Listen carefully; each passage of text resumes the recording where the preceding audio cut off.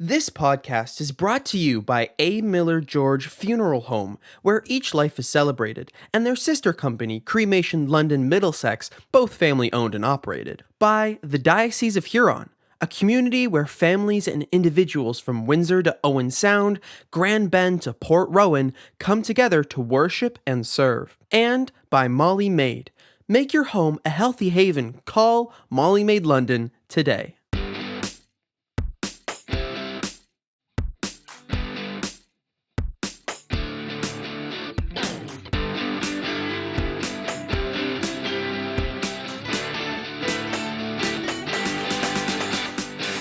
Well, good morning, good afternoon, good evening, wherever and whenever you may be tuned in. We welcome you to another edition of the Vicar's Crossing podcast. The Vicar's Crossing is a virtual space where faith intersects with the public square and where these two vicars have intersected with you. And we're happy about that. My name is Rob Henderson, and I serve as the priest at Holy Trinity St. Stephen's Memorial Anglican Church in London. My name is Kevin George, and I'm the priest, and I'm wearing a collar today to prove it. Now, this is anybody who's watching this on YouTube today, you should keep this recording because you don't see this very often. But today, I'm in one of these things. Had a little burial this morning, so I was an ordination to go to tonight. Yada yada. So I'm dressed up for the occasion, but I am the priest at St. Aidan's Anglican Church in the northwest corner of London, and I'm happy to be with my friend Rob. Yeah, please people know that one of us has been telling the truth all these years. That's right. This is not, we didn't make this up. The logo has us in collars, so we do have them. We do have them. I do have one around here somewhere. Yeah. But okay. Well, it's good to have you here. We got a great episode today. Oh, my book's way over there. I can't reach it, but I'll hold it up in a minute. Maybe. Oh, mine up. There you go. We're going to be, you got yours? Yeah. So this is our 6th episode of season 9 of the Vicar's Crossing. Today, excited to welcome a preeminent theologian, and looking forward to speaking with Dr. Kwok Pui Lan.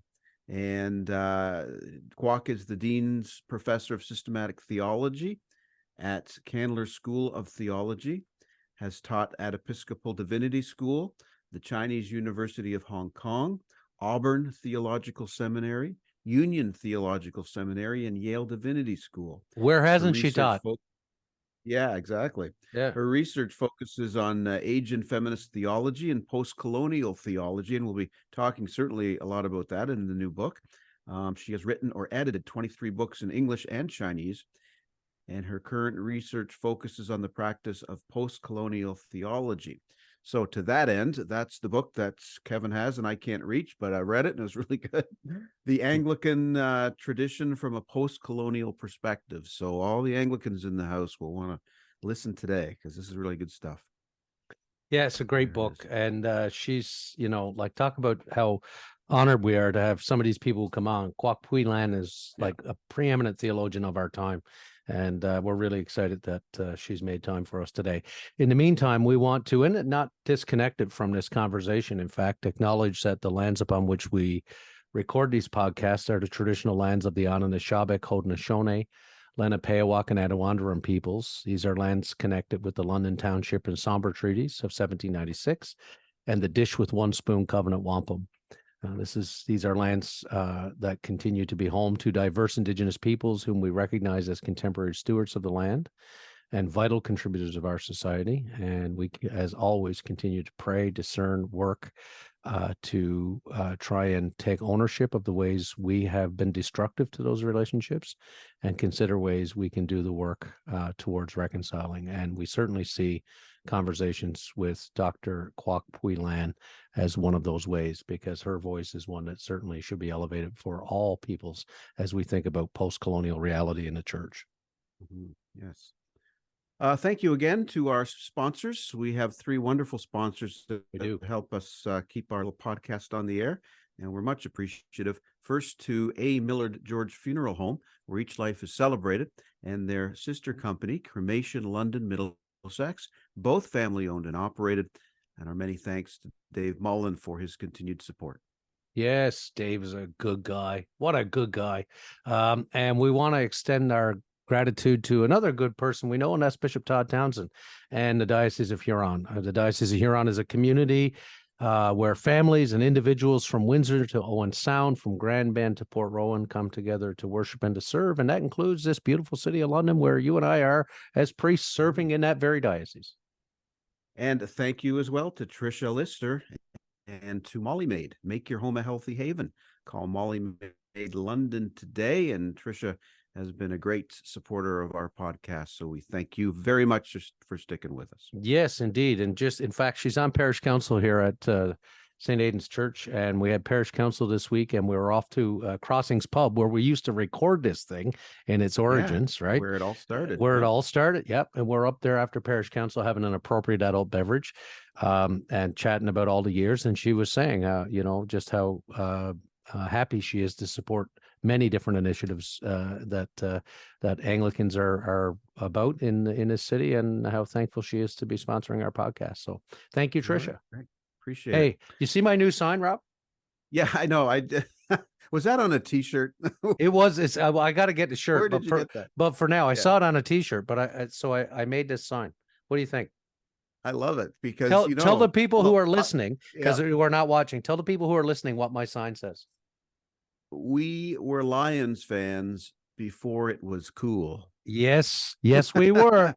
Because now everyone's a Lions fan. That's right. That's right. But we've been through the dark days of many decades of that catastrophe, which has been the Detroit Lions. So we just wanted to, point that out. We want people to know that we've stuck with it. And if you watched the football game on this past Sunday, well, you'll be getting this on Monday. So like 2 Sundays ago, I guess, then that wild game where the combined score was like over 80 or something like that, wasn't it? Yeah. That score. What a game. But it's hard not to love these Lions and love Dan Campbell and what he's doing there. I'm just, it's good to have. Nice to have a football team. It is, this is proof to all you people who tune in for a good faith-filled podcast that having faith in something is good, and it eventually pays off. Stick to it. Don't give up your faith, folks. Don't give up your faith. There is hope. Yeah. Dr. Kwok Pui Lan is here, so we're going to bring her into our conversation and talk about the new book and make another friend on the podcast. So that's right. And I think we're bringing her in from Falcons country, aren't we? Atlanta. I believe so. Okay, come on in. And we are so happy to welcome Pui Lan into our Zoom room today and onto our podcast. Thank you so much for being here. How are you today? Good. Thank you very much for having me. Well, it's a real pleasure. And you're in Atlanta, is that right? Now I am in Boston. In the spring, Boston now. When I go back to teach, and then I will move back to Atlanta. Oh, okay. So you're in Patriots territory. Here, I thought you were down in Atlanta. Yeah, our team is not doing very well, unfortunately. No, I know. Well, our team, which doesn't usually do well, is doing well. So, congratulations! Thank God for small miracles, is all Rob and I say. But anyway, right. Listen, you guys have many years of Tom Brady. We have no pity. So, yeah. Look, we're so glad that you took time, Pui Lan, to be with us. This book that you've written, like everything else that you write, is exceptional. And it's such an honor to have you. You really are one of the preeminent theologians of our day, and having you with us is a big treat. So we're really, really thankful. I thought to begin with, just because of the language, I mean, obviously sometimes in church land and in theological circles, we use words, and not everybody who might listen to this podcast picks up on those and understands exactly what we're talking about.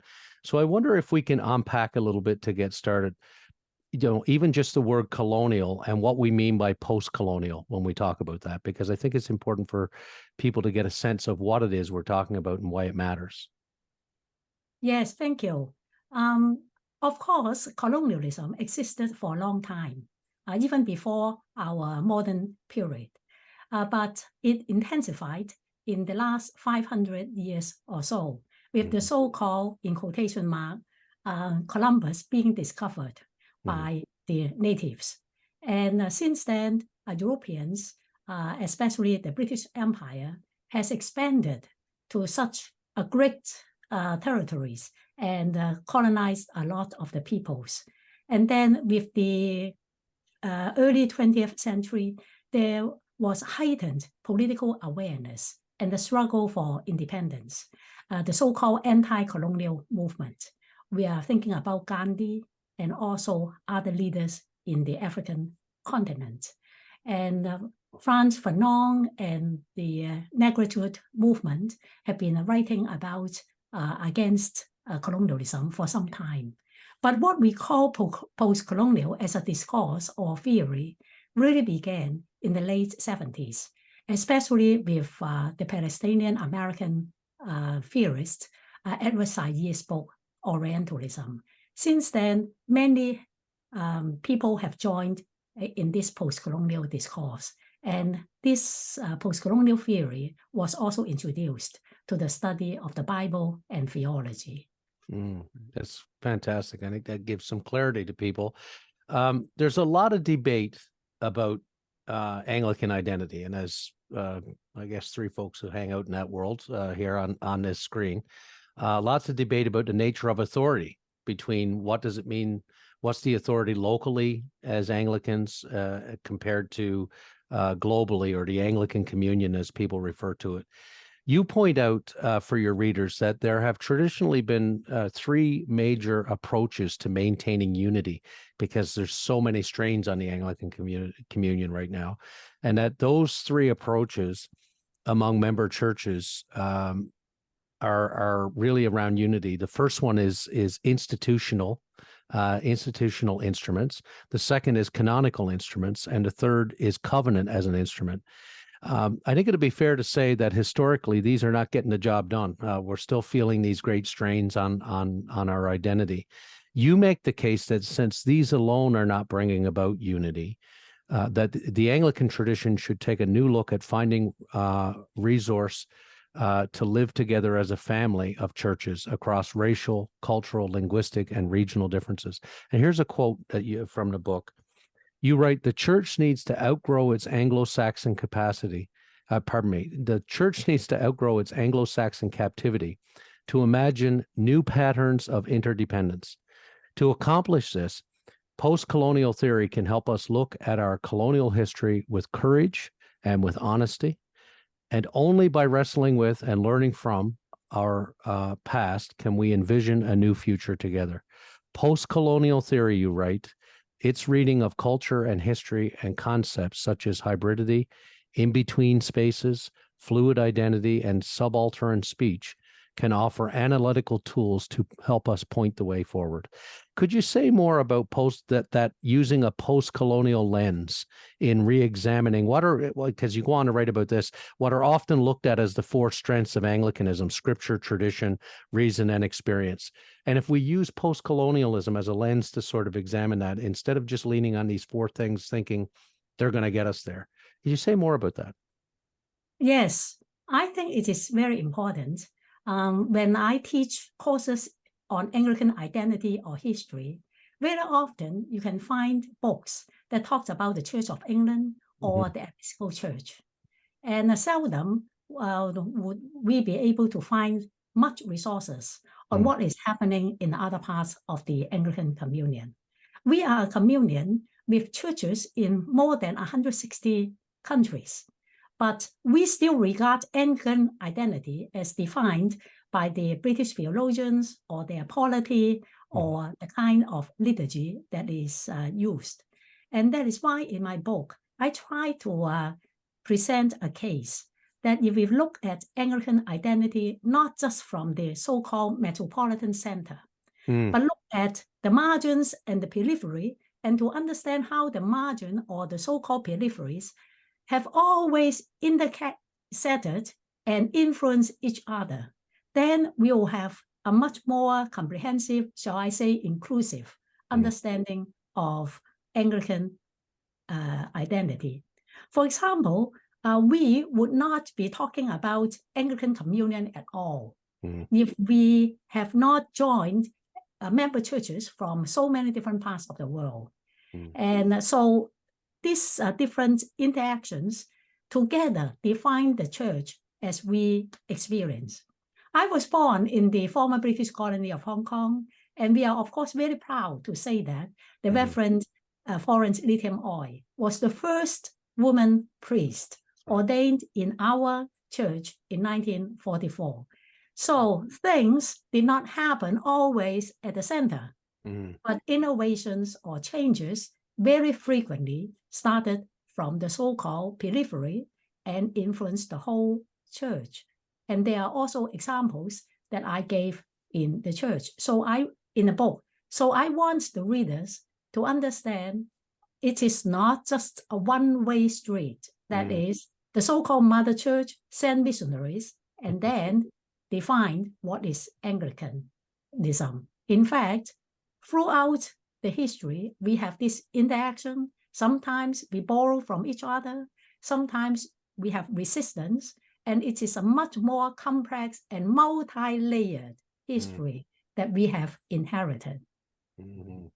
Amen. And I think as I think about what you just said, I'm not sure I ever considered that. I mean, about that first ordination, right? That England, or Britain, I should say, Britain was the last to come to it almost, you know. I mean, well, there's still parts of the communion that haven't come to it. But in terms of what people see as the mother church or the center, they were among, you know, the latest to get there. But it's very much those of us who were colonized that have begun that movement. And as you say, some of those far reaches, it really is, I think, as I read it, that business of thinking about the back and forth is such a refreshing perspective as we face so many challenges. And I know, Rob. Yes. And Kevin and Rob, your Canadian audience will be delighted to hear the Reverend Forrest Limpton Oy, when he then migrated to Canada. That's right. He exercised his ministry in Toronto. That's right. Yes. She was there for many, many years. Right. Yep. Yes. Yep. I wanted to ask a little bit about Anglicanism and empire, two things that are very much joined at the hip. You quote historian Stuart J. Brown in your book, who wrote, "There was a sense that the empire promoted the spread of Anglicanism, and that Anglicanism elevated the empire with a higher mission." And it's pretty clear that many Anglicans in the 18th and 19th centuries viewed, you know, that expansion of the British Empire in favorable terms, because, as you write in the book, they thought God had chosen their country for a special mission. They believed in God's providential action in the world, and that the English people were especially blessed because of their religion and their culture. And here in Canada, we're living daily with the consequences of that imperialistic expansion. As you say in your book, again, with the confidence in the superiority of Christianity and their culture, both English and colonial Anglicans created a binary between us and them, treating non-Christians as ignorant and pitiful heathens. And, you know, one of the most devastating examples here in Canada is the establishment of residential schools designed to eliminate the Indian. And these institutions largely were run by churches. They abused, starved, and in some cases killed young Indigenous children. And we know in our own Diocese of Huron, we're right now continuing to work on ways to engage in dialogue and speak truth and seek reconciliation. And you advocate for kind of reconceiving the Anglican tradition by putting aside the chronological narrative of Anglicanism and the development of the Church of England, and focusing instead on what you call the dispersal model. Can you talk a bit about that for our listeners, and how might that affect how the Canadian Church today, how we can approach truth and reconciliation?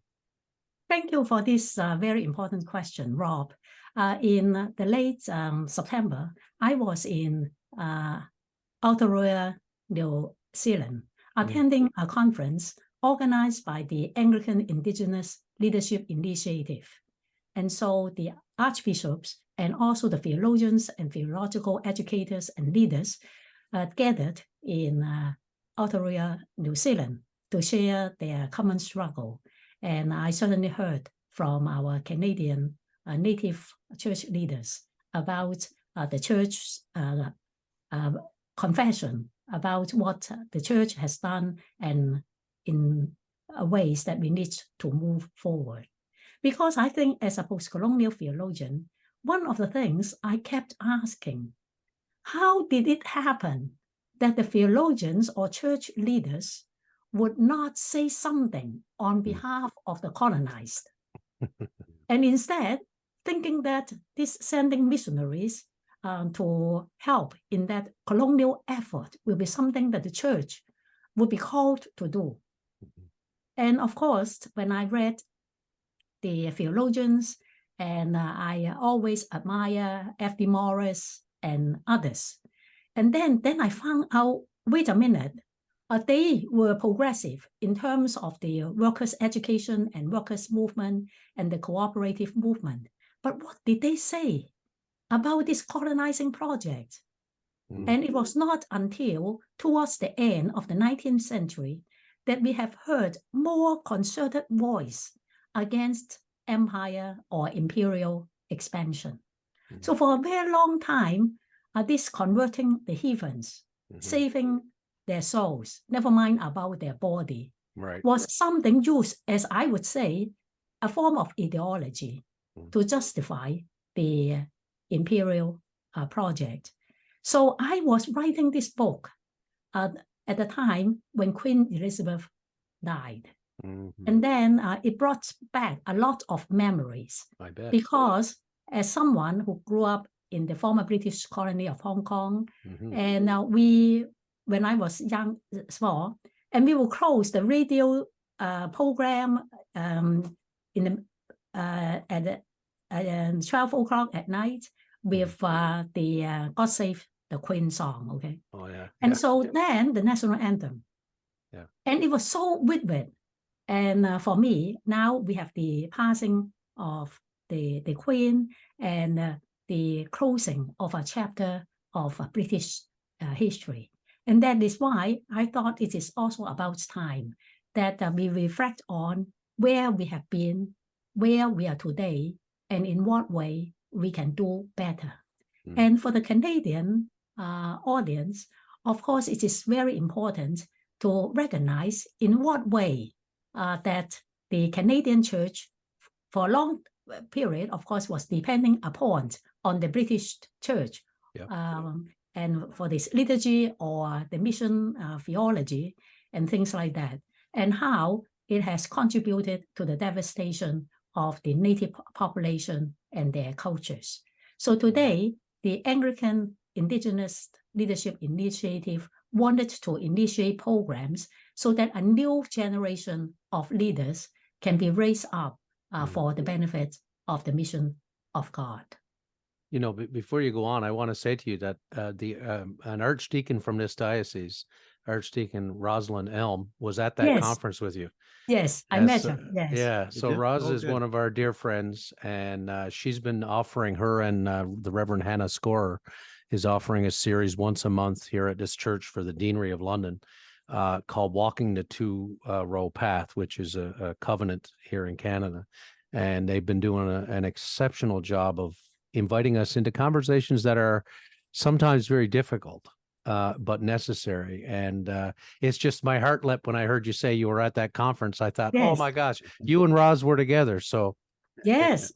Yes, I certainly learned from her, and I have also invited her to collaborate on future projects as well. That's wonderful. Wow, that's fantastic to hear. That's great.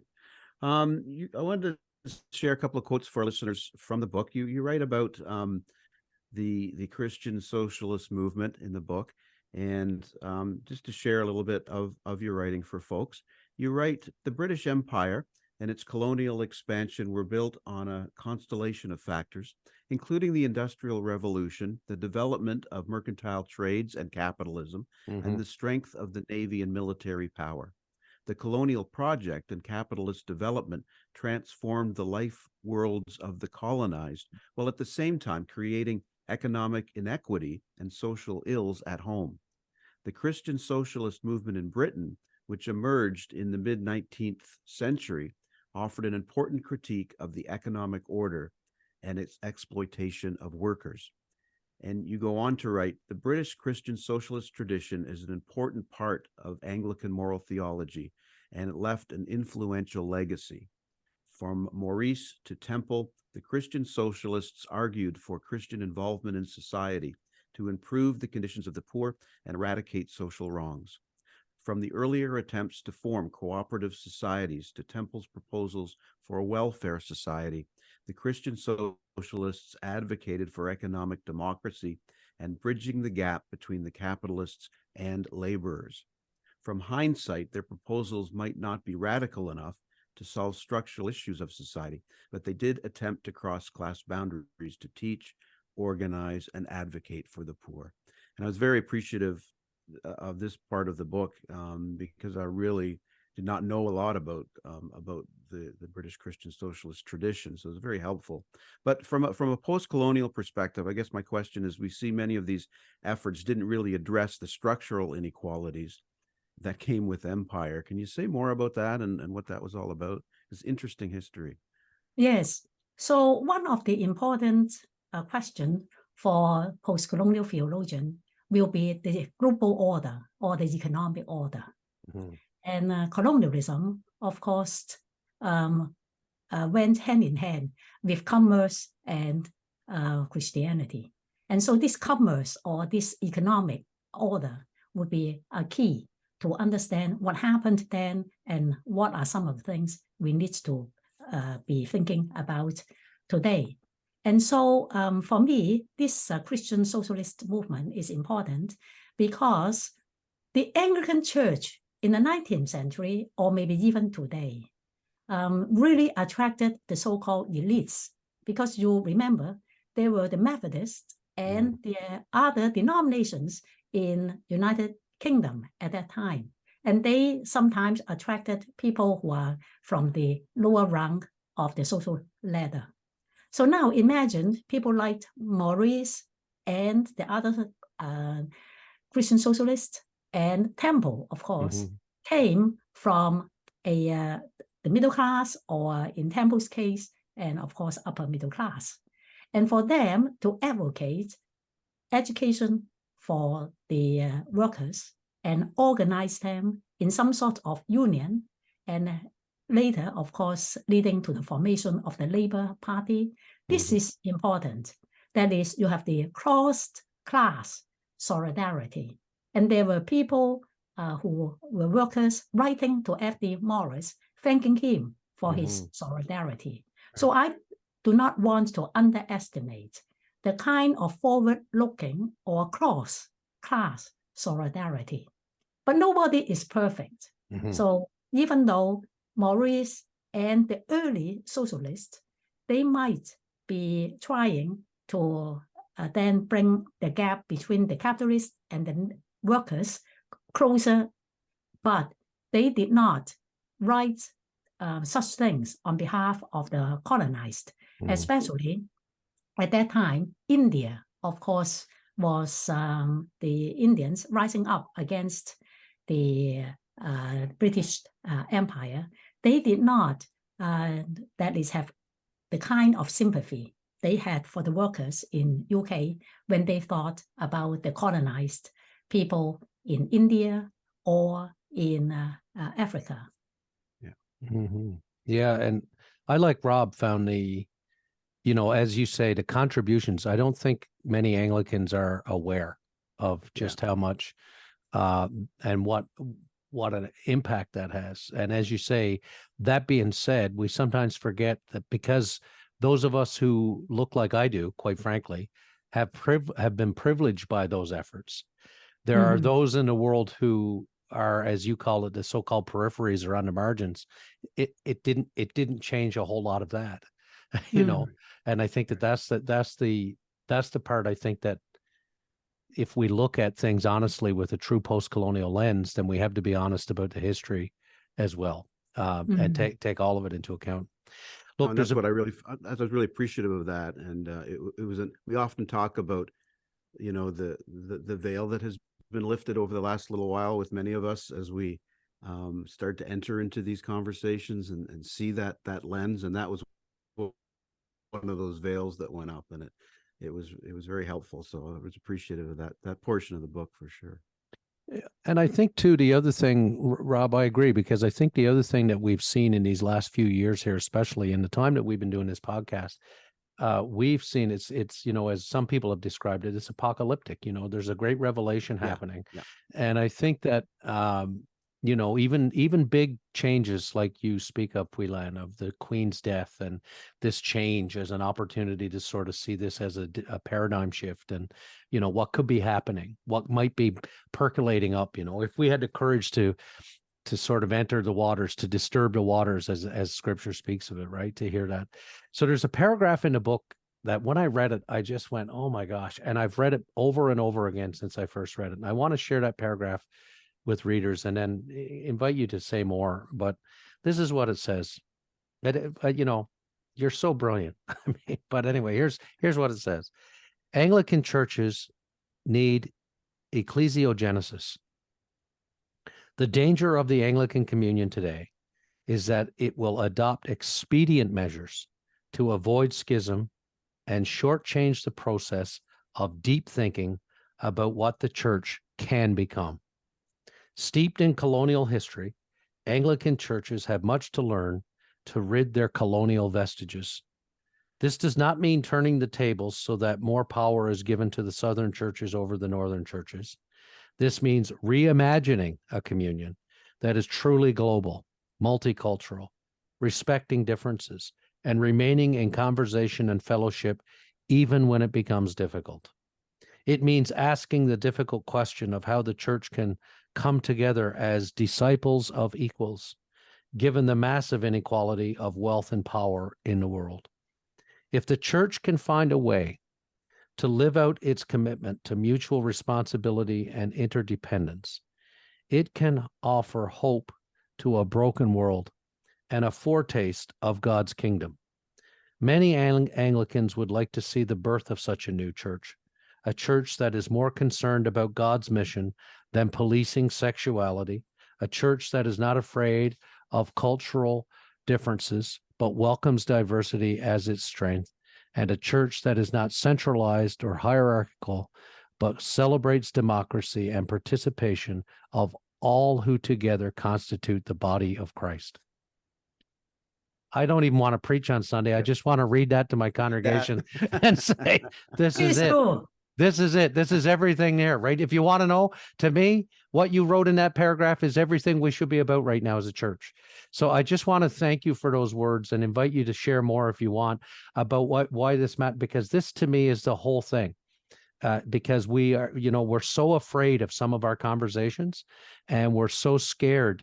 But many of us are yearning in this apocalyptic time, in this time of upheaval and change. We're yearning for that church you describe. As I can clearly see in your book, you are as well. So I invite you to say more. Yes. When I come across this term, ecclesiogenesis, I said, wow, what a nice concept. That is, the church can be born again, Genesis, right? New creation.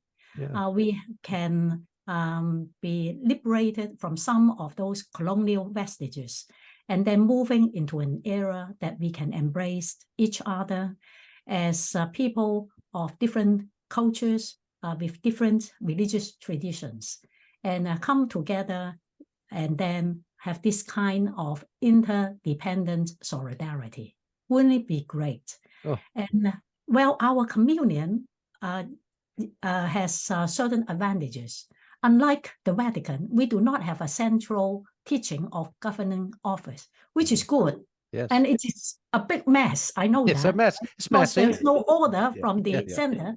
But it gives us, you see, room to argue, to confront each other, sometimes maybe to listen and to negotiate with each other. And we form partnerships. And so we have the partner companion diocese.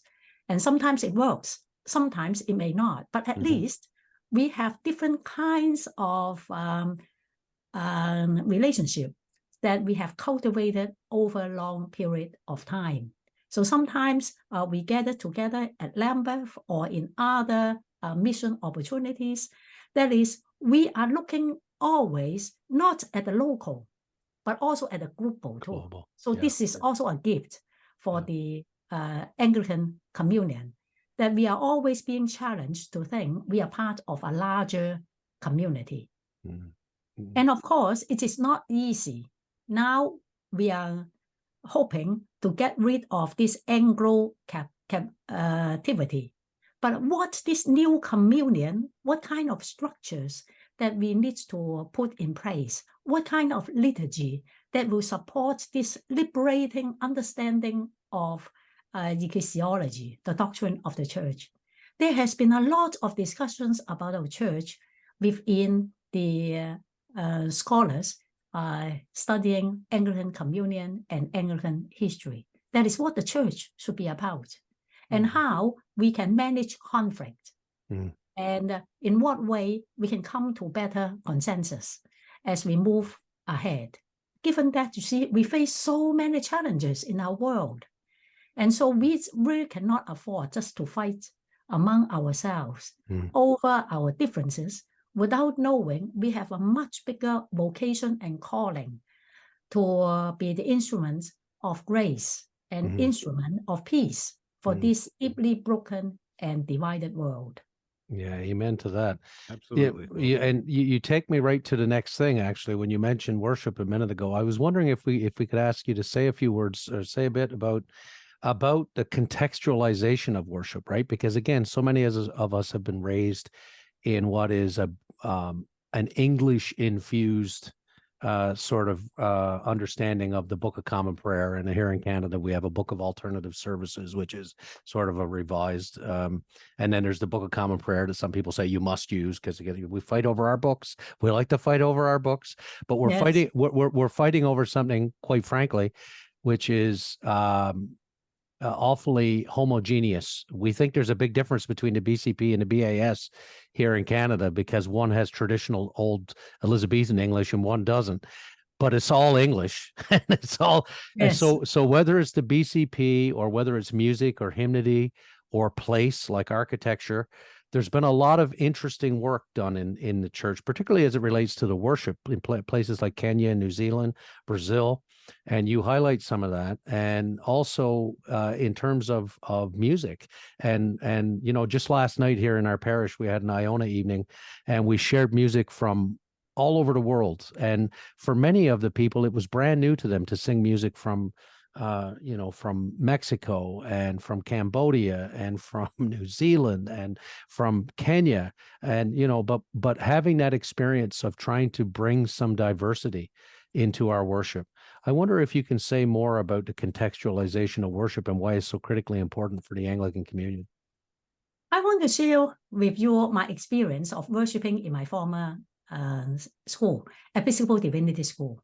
For 25 years, I taught at Episcopal Divinity School in Cambridge, Massachusetts. So this is a denominational school, but currently I'm teaching at Candler School of Theology and in Atlanta, which is interdenominational.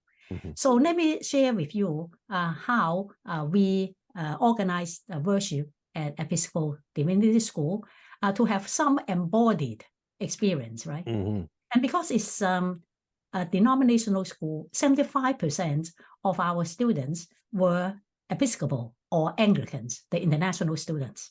And then we have 25 students from different denominations.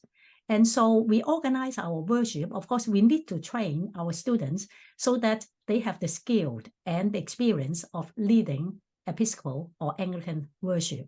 So that will be the framework. But then because we gather so many times a week, whether it's morning worship or the Eucharist, so we were able to use different styles. So we use the New Zealand prayer book, and we introduce students. If we have Anglican students from Africa, we ask them to conduct worship in their own style. And sometimes we combine different liturgies together. We also have alternative worship. And we were very fortunate to have Stephen Burns, who, as you know, that was one of the pioneers in talking about post-colonial worship and liturgy. And he was with us for a number of years, and then would introduce different ways of creating worship service. So throughout the week, we had different variety of Anglican worship. So it is not just one form. And we experienced other ways of worship with the other denominations. And so we learned a lot. So it is because of that experience, then whenever I travel or I went to other parts of the world and joined the Anglican worship, I am always delighted to find something that they might do it in a slightly different way. Mm-hmm. Maybe the leadership is the same, or sometimes the music, but you can find some ways of contextualizing in their particular context.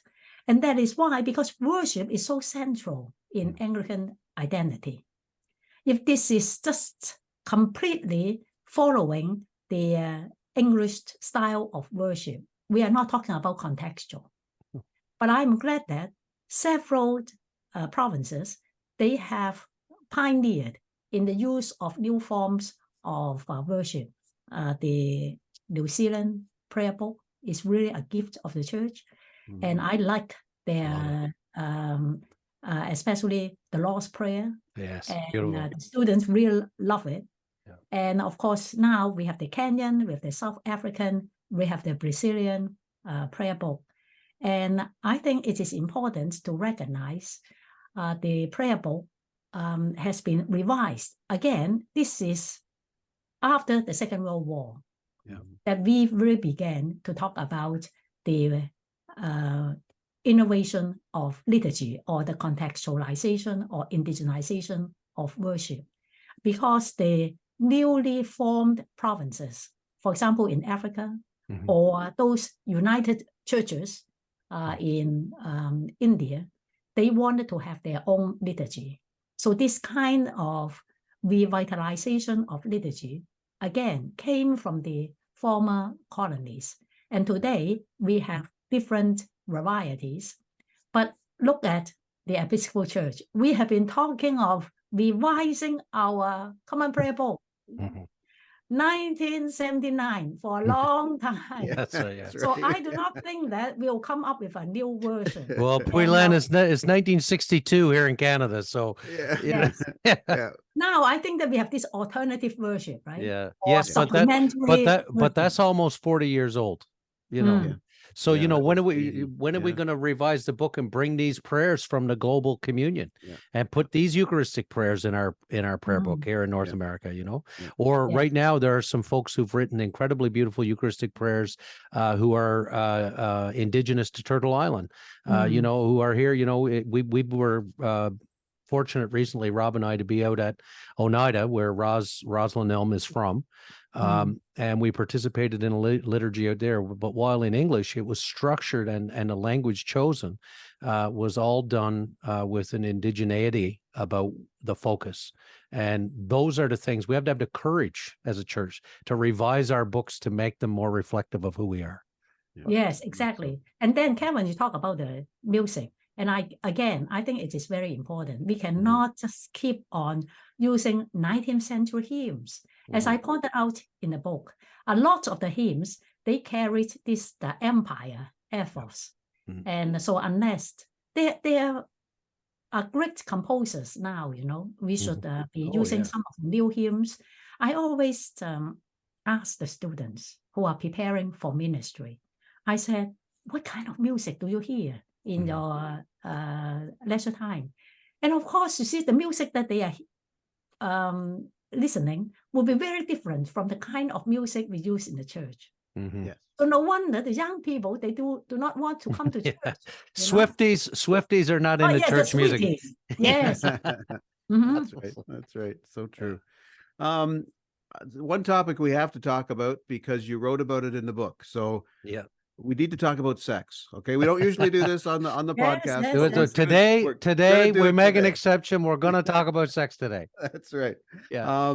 You devote an entire chapter to the debates in the church around human sexuality, and as you note, this has become the most divisive issue in the Anglican communion, threatening schism and breaking bonds of affection.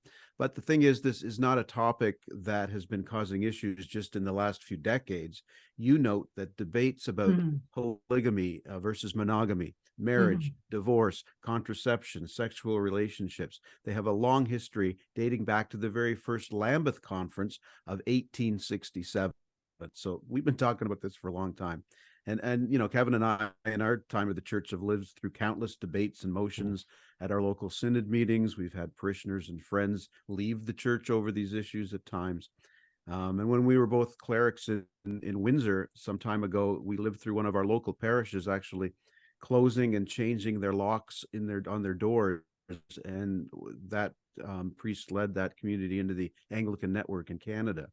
So you know, this has been front and center for us. So as we consider the Anglican Church in this post-colonial world, I mean, I wanted to ask you, where do you think this is going? I mean, have we reached a point where we just have to agree to disagree and then keep our distance from each other, or is there some kind of way that we can connect under this umbrella of human sexuality and all that it brings to find some common ground and to reestablish these bonds that have been broken? Yes. First of all, I always ask my students why this has become such a divisive issue. And then I ask them to think, when we talk about sexuality, it's not just sexuality. It has so much to do with how we organize society. Because the family has been the root metaphor to think about society.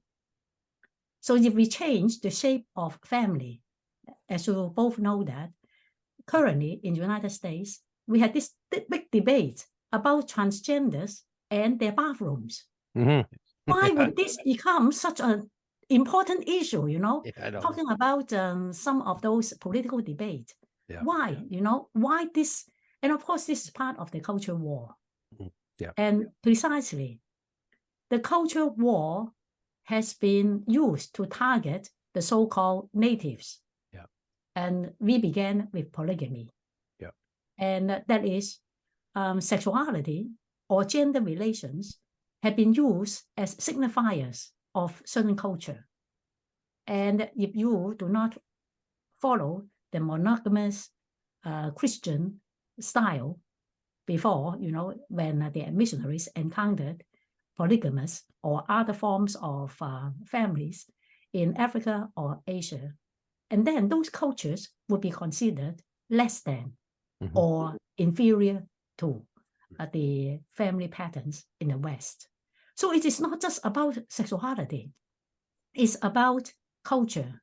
It's about how you organize your society, the power dynamics, and the hierarchical structure.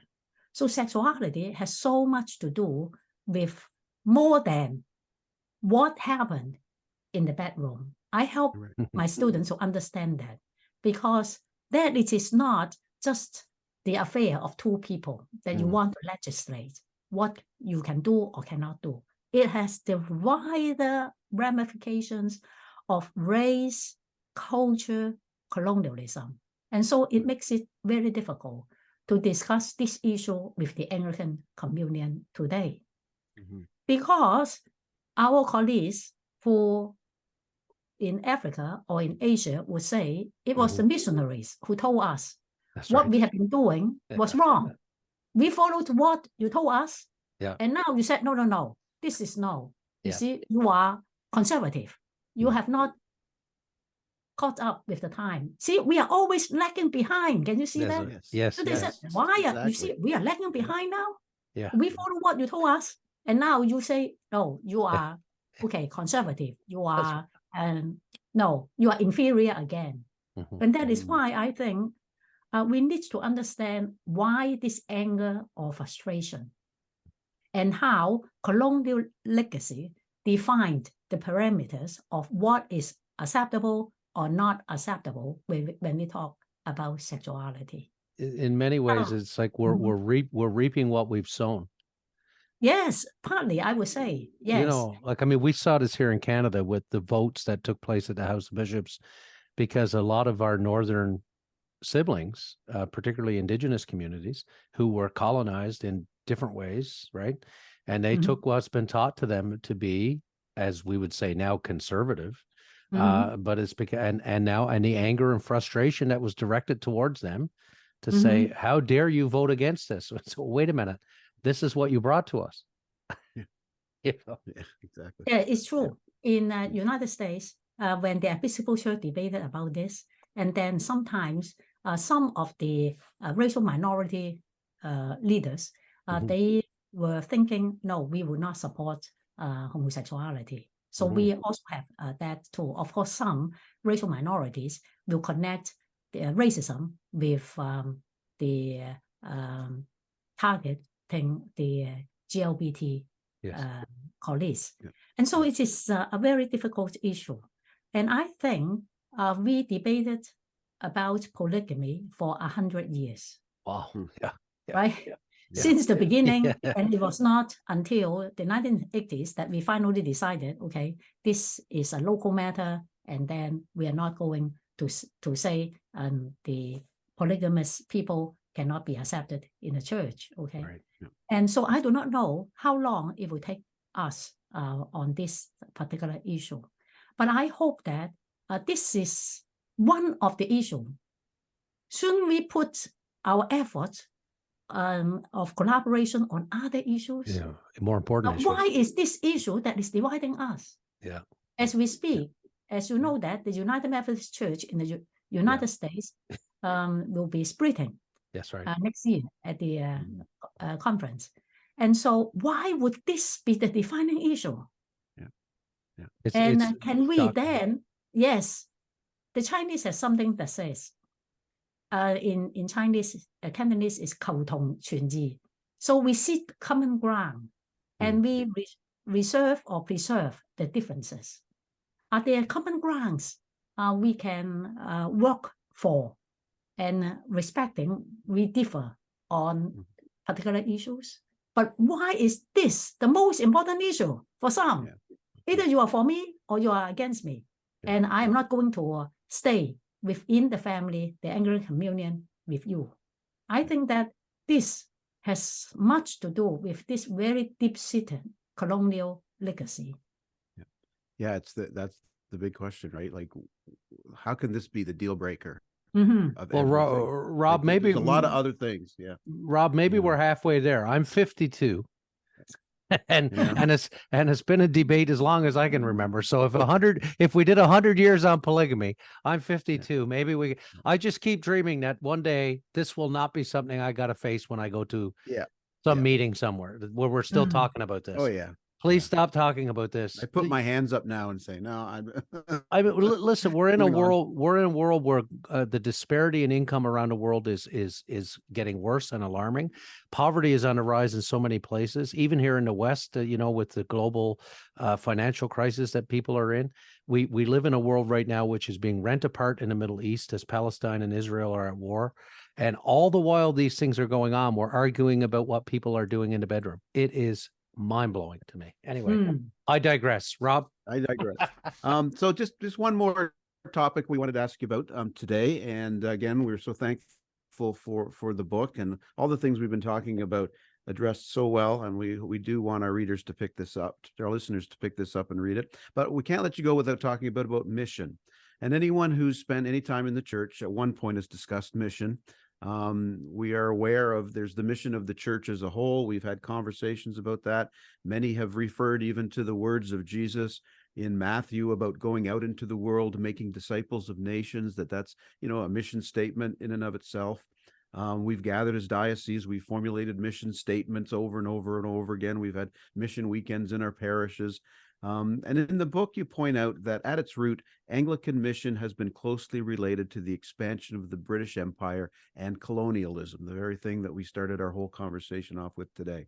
And you mention Jesse Zink, a scholar of mission, who writes about mission practiced over there, where missionaries were sent to evangelize the world, right? And you note in the book that this focus changes.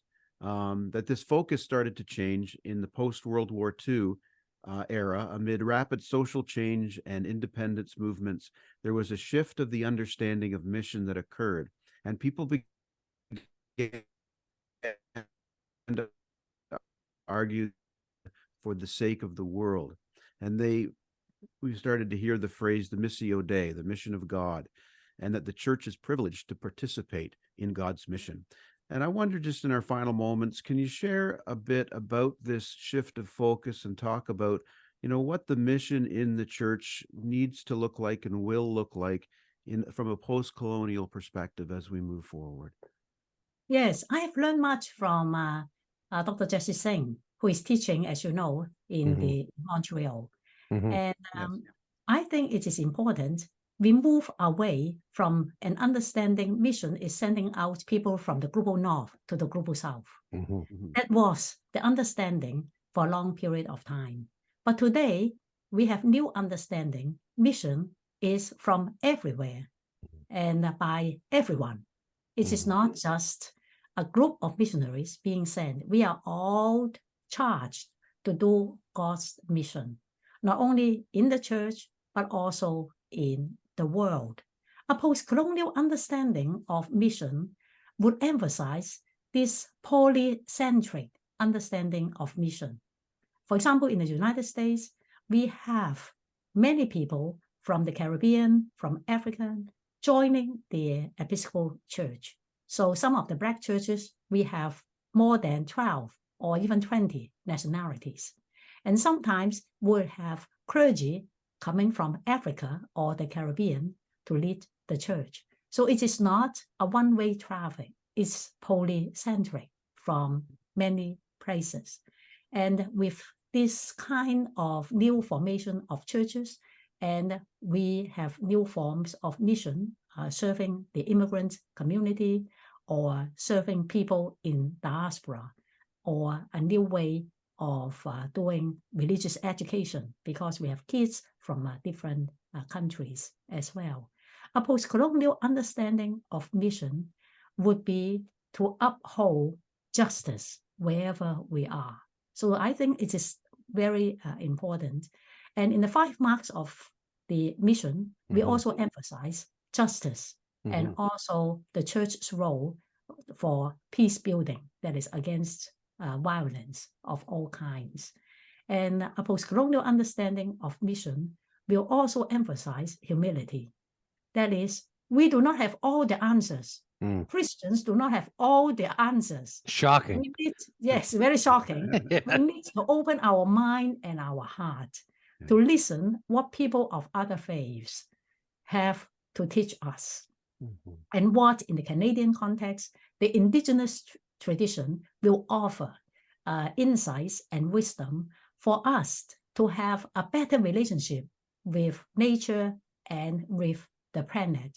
And I think with this kind of humility, we can establish relationship, and most importantly, we can form alliance and coalitions to work for peace and justice. Perfect. That's a great way to end our time together. That's said so well. And I really, again, want to commend our listeners to pick up the book, The Anglican Tradition from a Post-Colonial Perspective. There's so much in here. There's so much for us to learn and so much to be humbled by as we look at ourselves and where we've come from and where we have an opportunity to move forward into God's mission in the world. And Pui Lan, thank you so much. We really appreciate you giving us the time today and sharing all this with our listeners. Thank you very much. So grateful. You. What a wonderful honor. And we wish you all the best. Thank you. Well, again, thank you very much to Pui Lan for joining us today. And we want to commend the book. And I learned so much going through this.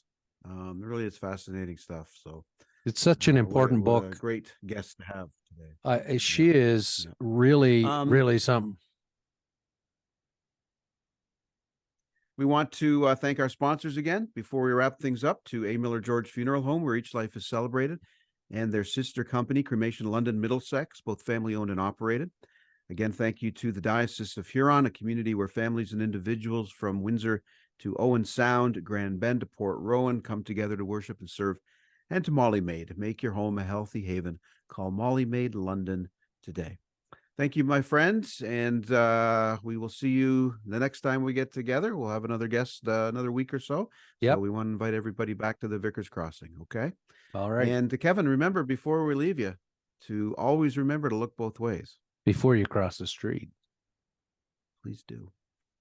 Thank you for listening. Our hosts are Kevin George and Rob Henderson. Our producer and composer is myself, Ian, with original artwork done by Elizabeth Dodman. If you have any questions or want to know where to find us, tweet us at Vickers Crossing or find us on Facebook at The Vickers Crossing. If you have any other questions about anything heard on this podcast, leave us a comment or look in the description to find out more. Thanks!